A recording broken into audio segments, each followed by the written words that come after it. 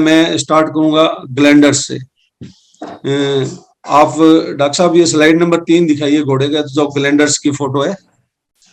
एक minute sir, slide number 3। Glanders की अभी काफी चर्चा है घोड़ों वालों में, जितने भी पशु पालक है उनमें काफी व्यय भी रहता है इस बीमारी के लिए, और काफी चर्चा में है अभी, खास तौर पे जब अभी पुष्कर मेले का टाइम है। डॉक्टर साहब वो स्लाइड नंबर 3 आएगा सर? हाँ, इस बीमारी में के बारे में बताने से पहले सबसे पहले मैं आपके साथ एक जो फोटो शेयर की है अशपाल को, इसमें आप देखिए कि ये जो घोड़ा है इसकी जो पिछली पैर है, पिछली पैर पे आप देखिए कि नीचे एक वुंड है, नॉन हीलिंग घाव है, एक उसके ऊपर जस्ट ऊपर है, इसकी गर्दन पे भी, आंख के पास में भी, नीचे भी आपको घाव दिखेगा। यानी कि ये एक क्रोनिक फॉर्म है ग्लैंडर का। ये जो घोड़ा है ग्लैंडर की क्रोनिक फॉर्म का घोड़ा, यानी कि धीरे ये बीमारी क्रोनिक फॉर्म में क्या है, बीमारी लंबे टाइम तक चलती है। नेक्स्ट स्लाइड दिखाना डॉक्टर साहब।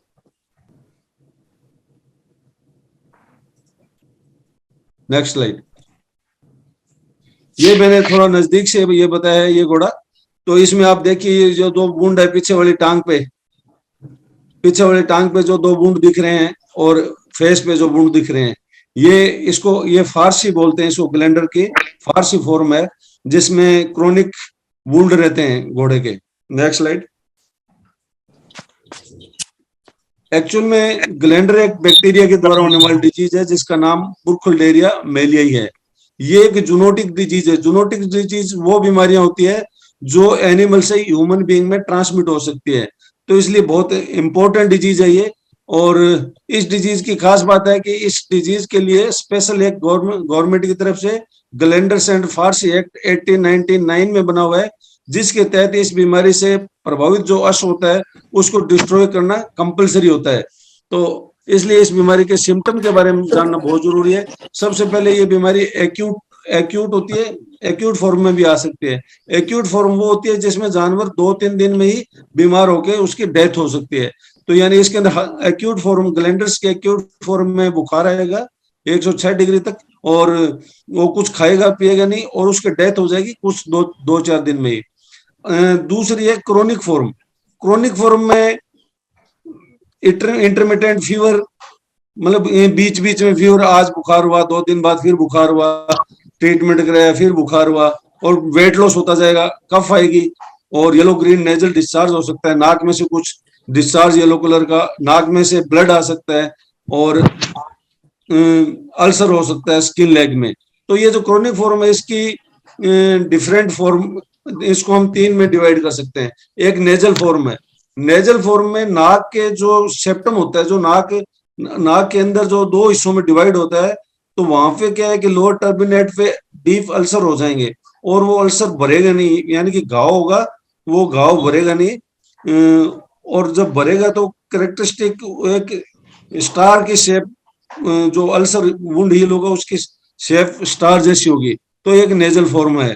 और जो इसके अर्ली स्टेज के अंदर जो लिम्फ नोड्स है जो गले के पास के नीचे के, वो भी बढ़ सकते हैं। तो यहाँ थोड़ा सा मतलब आपको स्ट्रेंगल से डाउट हो सकता है, ये लिम्फ नोड वाली बात जो मैंने की है वो मैं आगे बताऊंगा। स्ट्रेंगल डिफरेंट डिजीज है, लेकिन इसमें भी लिम्फ नोड इन्वॉल्व हो सकते हैं, लेकिन लिम्फ नोड के साथ में इसमें नाक का नेजल सेप्टम, यानी दोनों नाक को डिवाइड करने वाला सेप्टम इन्वॉल्व होगा, जो वहां स्ट्रेंगल में इन्वॉल्व नहीं होगा। नेक्स्ट स्लाइड डॉक्टर साहब। नेक्स्ट।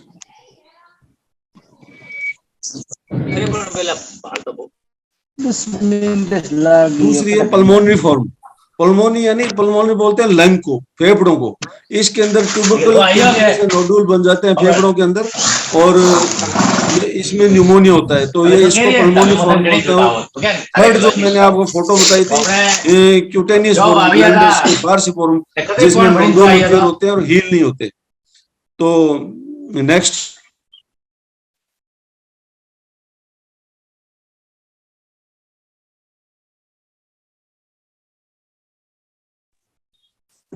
नेक्स्ट स्लाइड डॉक्टर साहब।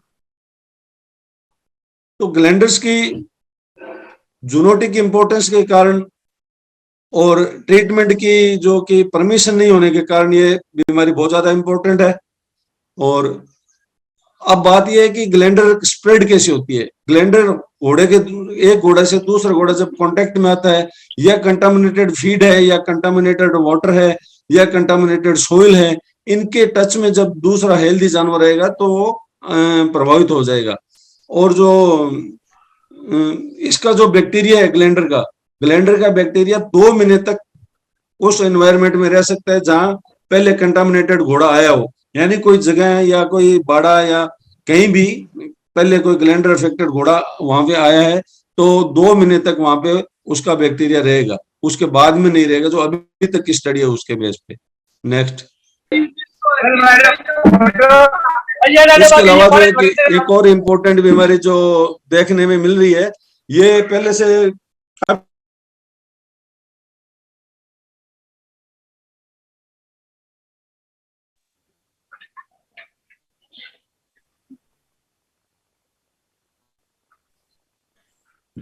हाँ, सडन रिकम्बेंसी। इसमें जो जिसको घोड़े क्या है कि एकदम से बैठ जाते हैं या फिर उनको चलने में दिक्कत आती है, पीछे वाली टांगे वेविंग करते हैं, मतलब कि पीछे वाली टांगों पे कंट्रोल खो जाता है या कम कंट्रोल हो जाता है तो चलते हैं तो पीछे वाली टांगों को लहराते हुए से चलते हैं। तो नेक्स्ट स्लाइड अक्सर, नेक्स्ट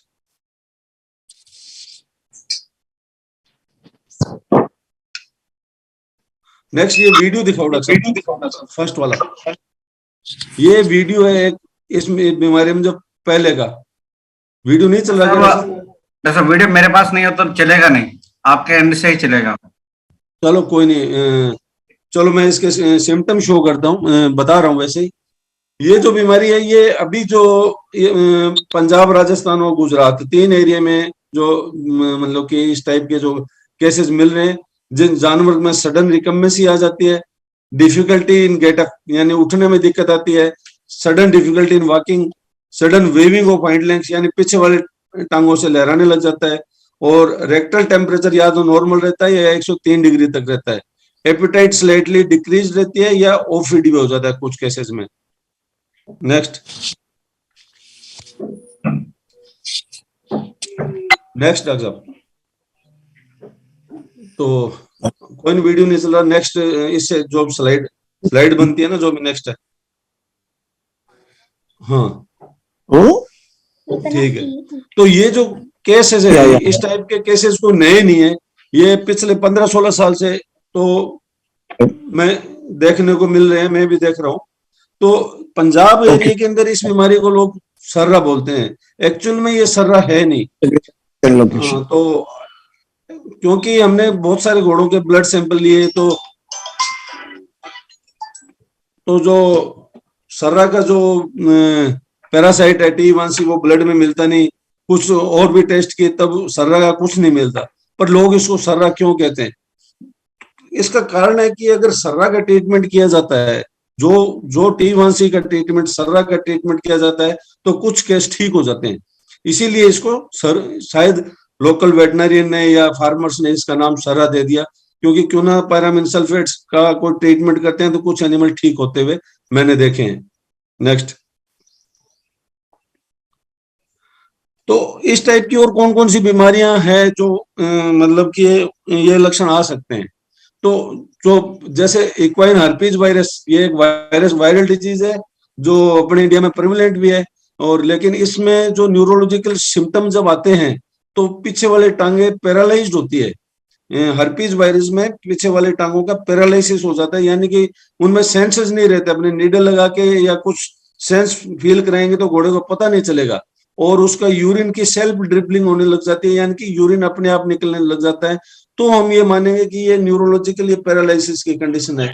तो हम सोच सकते हैं कि ये शायद हर्पीज की वजह से कोई ये न्यूरोलॉजिकल फॉर्म आती है। लेकिन जो प्रेजेंट जो बीमारी जिसका मैं डिस्कस कर रहा हूँ, जो जिसका फार्मर लोग भी डिस्कस मतलब काफी टाइम से मेरे टच में बातें कर रहे हैं, तो उस बीमारी में कंप्लीट पैरालिसिस नहीं होता है, सेंसेस रहते हैं, पैरों में सेंसेस रहते हैं लेकिन काम नहीं करते, खासतौर पे पिछले पैर जानवर खड़ा नहीं हो पाता है।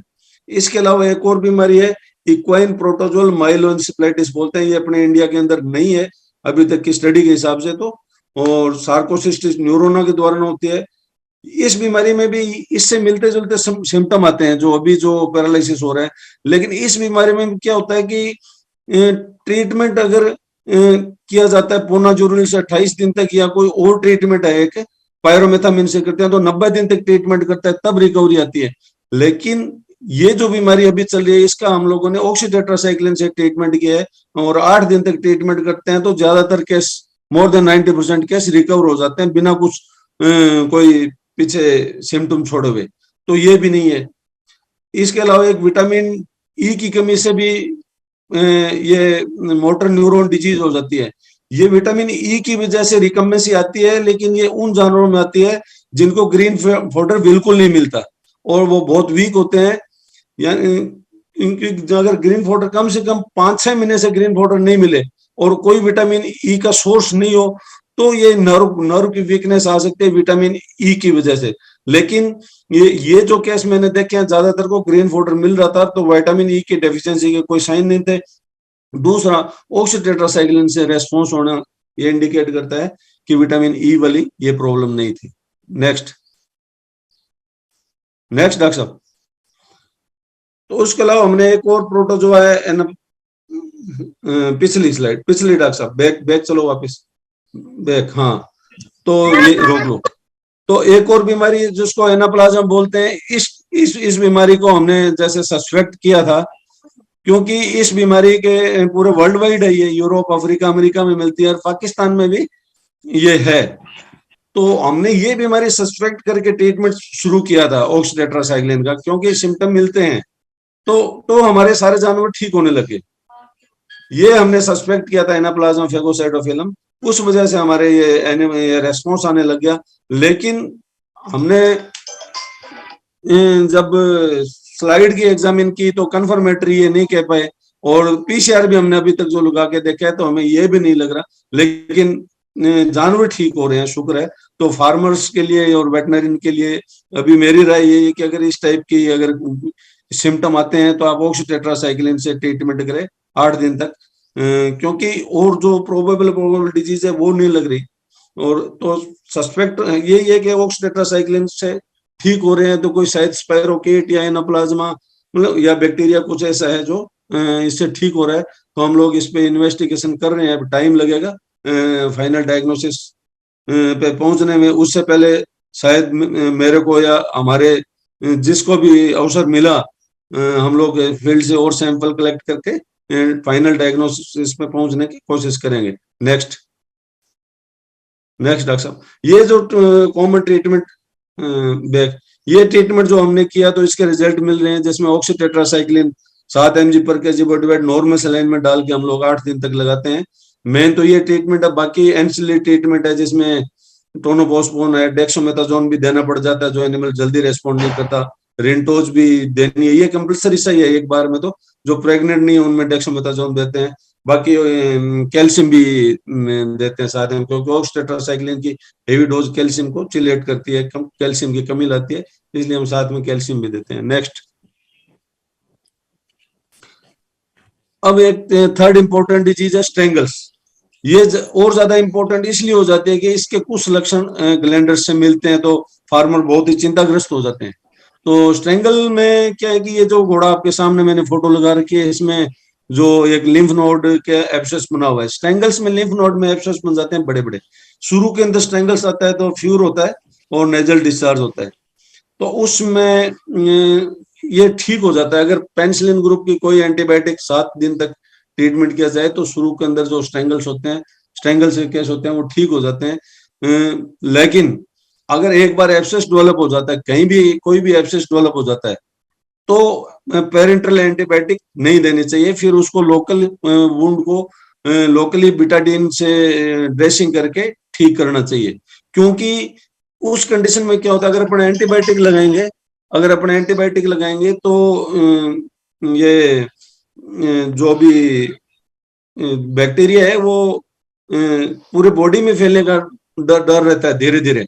नेक्स्ट, ये जो स्लाइड देख रहे हो ये वो केस है जिसमें ये फील्ड का केस है जिसमें एब्सेस डेवलप होने के बाद में जो ग्लैंडर स्ट्रैंगल्स का ट्रीटमेंट किया गया, उस वजह से ये पूरे शरीर में फिर जगह जगह एब्सेस एब्सेस हो गई। तो इसमें एक बार अगर एब्सेस डेवलप हो गई तो अब स्ट्रैंगल्स का ट्रीटमेंट नहीं करना है, लोकली उसको ठीक करना है। नेक्स्ट।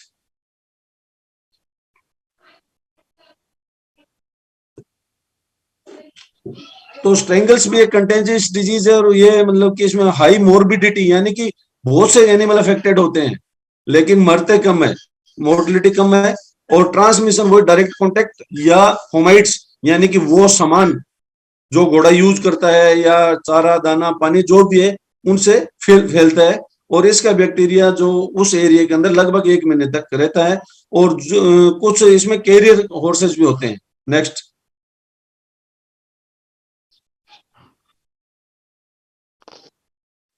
टिटनस,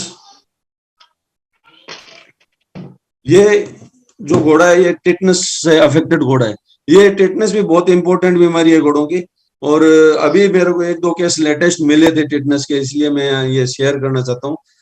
तो टिटनस क्या है कि घोड़ों के अंदर बिना चोट लगे भी हो सकता है। जनरली चोट लगने के बाद में क्या होता है कि जो डीप वुंड होते हैं उनके अंदर बैक्टीरिया ग्रो करता है, बैक्टीरिया ग्रो करके टिटनस का टॉक्सिन रिलीज करता है, और वो टॉक्सिन क्या करता है कि मसल्स के अंदर जो स्पाज्म करता है, वो मसल्स को रिलैक्स नहीं होने देता, तो मसल्स परमानेंट कॉन्ट्रैक्ट या स्पाज्मोटिक कंडीशन में चली जाती है। तो उस वजह से घोड़े के कोई मसल्स काम नहीं करती और वो एक लकड़ी के घोड़े जैसा लगता है, कि कुछ भी काम नहीं करता। शुरू के अंदर जबड़ा और गर्दन अफेक्टेड होती है, उसके बाद में पिछली टांग अफेक्टेड होती है। पहले दिन गर्दन और जबड़ा अफेक्टेड होगा, अगले दिन पिछली टांग अफेक्टेड होगी, उससे अगले दिन आगे वाली टांग भी अफेक्टेड हो जाएगी और घोड़ा चमकने लग जाएगा। छोटे मोटे जो भी सिग्नल हैं उनसे स्टिमुलाई से वो रेस्पॉन्स करेगा, और वो घोड़े को प्रॉब्लम आ सकती है, मतलब कि वो एग्रीवेट हो जाएगी। जो भी स्टिमुलाई, धूप या चौंकाने वाली चीजें, उससे वो कंडीशन एग्रीवेट हो जाएगी। तो इसके लिए बेटर ये है कि टेटनस का वैक्सीनेशन किया जाए, और एक 1 महीने पहले ब्याने से, फोलिंग से 1 महीने पहले टेटनस का वैक्सीनेशन कर दिया जाए, जिससे बच्चे पे और मदर दोनों पे इफेक्ट पड़ेगा। और फिर बच्चा 3 महीने का हो जाए तब फिर कर दे वैक्सीनेट। उसके बाद में हर साल टेटनस का वैक्सीनेट करते रहे, क्यों टेटनस होने के बाद में इसका ट्रीटमेंट भी बहुत महंगा है। टेटनस को होने के बाद में एंटी टॉक्सोइड देना पड़ता है, जो काफी कॉस्टली पड़ता है, और रिजल्ट भी आने की पूरी प्रोबेबिलिटी नहीं होती। नेक्स्ट। तो ये 4 डिजीज ही फिर आज के टॉपिक में सबसे इम्पोर्टेंट है। मैं अभी ओपन डिस्कशन करना चाहता हूँ फार्मर्स के साथ, काफी लोग जुड़े हुए हैं। डॉक्टर साहब अनम्यूट कर दो, कोई भी फार्मर अगर कोई भी क्वेश्चन अपना रखना चाहता है तो। सर मेरा प्रश्न एक है कि मेरे एरिया में ये जो पैरालाइज वाला बहुत केस आ रहे हैं।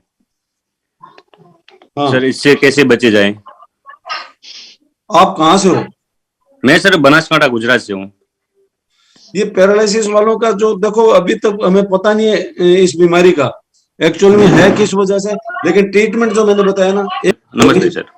हाँ सर मेरे जो पैरालिसिस वाले, ज्यादा आ रहे हैं।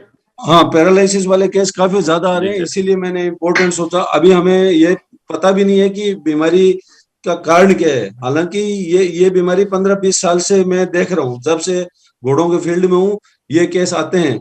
और इस साल क्या हुआ कि इस साल हम इसके ट्रीटमेंट तक तो पहुंच गए। ऑक्सीटेट्रासाइक्लिन अपने वेटनरियन को बोलिए कि 8 दिन तक ऑक्सीटेट्रासाइक्लिन का ट्रीटमेंट है, जो भी 7 mg पर केजी बॉडी वेट से, उससे 90% केसेस में रिकवरी है। तो आप ट्रीटमेंट कीजिए, और जो ये फाइनल बीमारी क्या है इसके इन्वेस्टिगेशन में हम लगे हुए हैं, और हम जल्दी कोशिश करेंगे कि हम लोग आपके वहां जाके जो एनिमल रिकवर होंगे उनके सैंपल इकट्ठे करें, और जो डिजीज है उनके सैंपल भी आप हमें भेज सको तो बेटर है। हम कम से कम 20 घोड़ों का भी ट्रीटमेंट कर चुके हैं, जिनमें 17-18 ऑक्सीटेट्रासाइक्लिन से ठीक हो चुके हैं।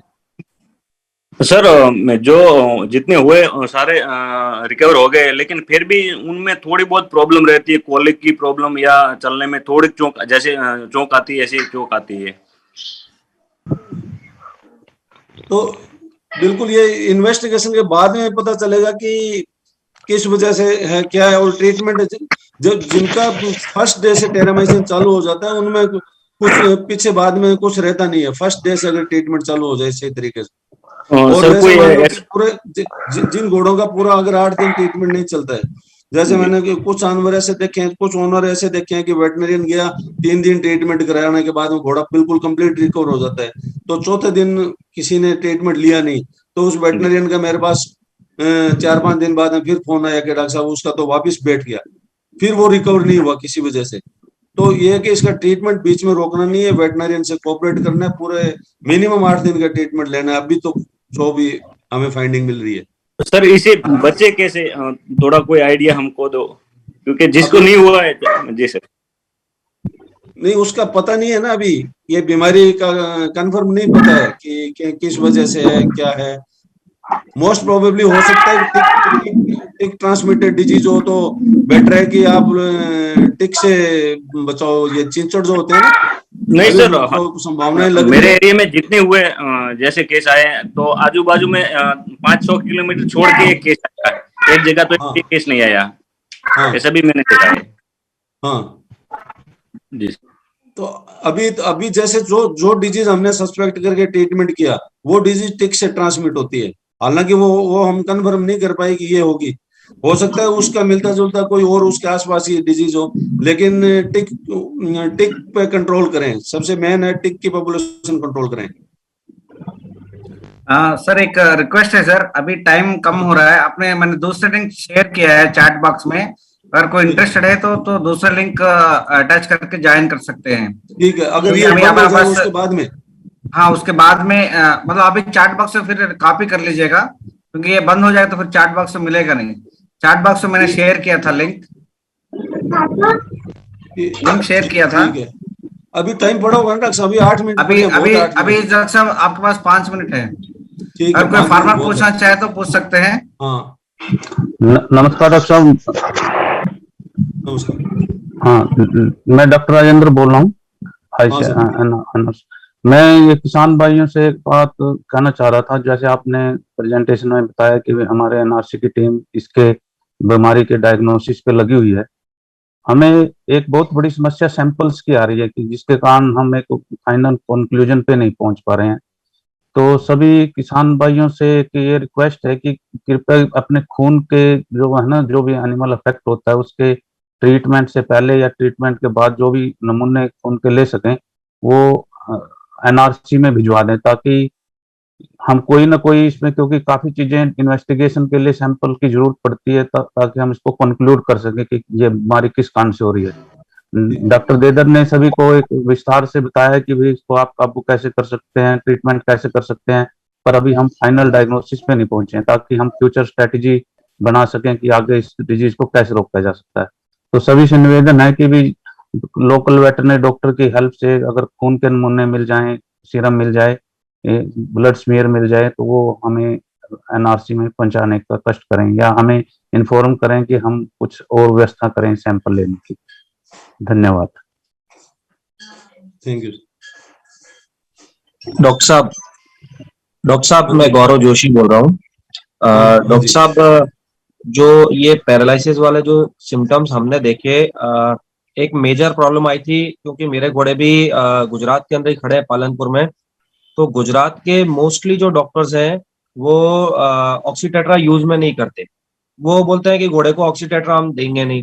तो एक तो हमारे को मेजर प्रॉब्लम आती है, और जो बनासकांठा में अभी बताया भी गया था कि बहुत सारे जो जानवर मरे, उनका कारण भी यही है कि वहां पर वेटनेरियंस ऑक्सीटेट्रा को प्रेफर नहीं कर रहे।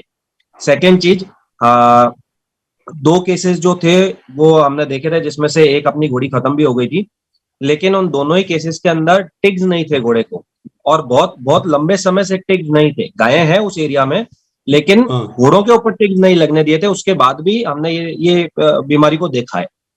ठीक सर, तो जोशी जी, ये है कि घोड़े में ऑक्सीटेट्रासाइक्लिन कम यूज इसलिए की जाती है क्योंकि ये कोलाइटिस इंड्यूस कर सकती है, डायरिया इंड्यूस कर सकती है। तो मैं भी जनरली कम ही प्रेफर करता हूँ, सिर्फ शायद यही डिजीज होगी जिसमें मैं ऑक्सीटेट्रासाइक्लिन अभी अभी यूज करना चालू किया इसी साल से। पहले तो इस टाइप के केस जो आते थे तो बहुत समस्या होते थे, और आपकी भी एक गोली का ट्रीटमेंट हमने किया, शायद आपको याद हो तो, ऑक्सीटेट्रासाइक्लिन से।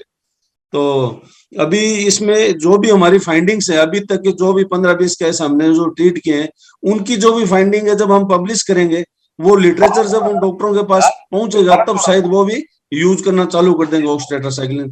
तो अभी हमने जितना भी हमने काम किया इस डिजीज पे, उतना लिटरेचर एक बार हम जल्दी ही पब्लिश करेंगे ताकि वो लोग उसको यूज करना चालू कर दे। जब जर्नल में आएगा, उनके पास कॉपी जाएगी, तो शायद वो सोच लेंगे।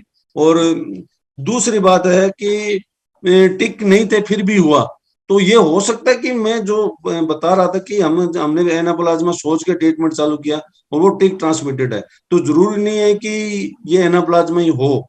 वो तो इन्वेस्टिगेशन का इश्यू है कि हम आपने जो हमें बताया वो भी हम ध्यान में रखेंगे कि टिक है इसमें बीच में, या मॉस्क्यूटो है, या कुछ और है। ये तो, लेकिन ये है कि जब ऑक्सीटेट्रासाइक्लिन से इतने एनिमल ठीक हुए हैं, तो उससे ये है कि ये कोई प्रोटोजोआ, स्पाइरोकीट या बैक्टीरिया इसी फील्ड का कुछ है जो ऑक्सीटेट्रासाइक्लिन से रेस्पॉन्ड कर रहा है। सर मैं एक बात बताना चाहता हूँ इसमें कि हाँ जी। जैसे घोड़ों की लीद होती है ना, वहां पे हाँ। कीड़े पड़ जाते हैं।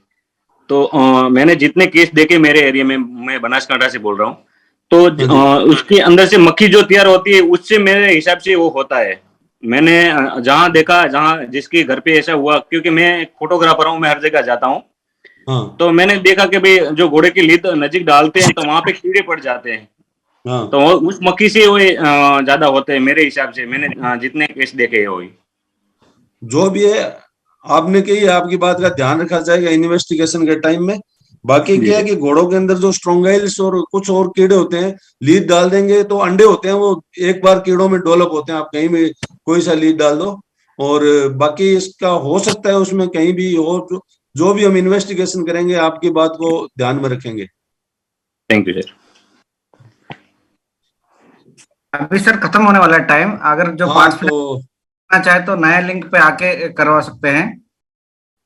अभी 3 मिनट। सभी को कोई और सवाल? नमस्कार डॉक्टर साहब, बात हो गई है और काफी फार्मर पहले से टच में है। अब जिनको मेरा नंबर शेयर कर लें, 94-136-95-95-4। अगर आपको ये ऐसे सिम्टम मिलते हैं, कहीं भी कोई भी ऐसे केस मिलते हैं, तो आप मेरे से शेयर करें, व्हाट्सएप पे शेयर करें और एड्रेस बताएं। आप सैंपल भेज सकते हैं तो भेज दें, अदरवाइज हम खुद कोशिश करेंगे अरेंज करवाने की। इसलिए मेरे नंबर एक बार और नोट कर लें।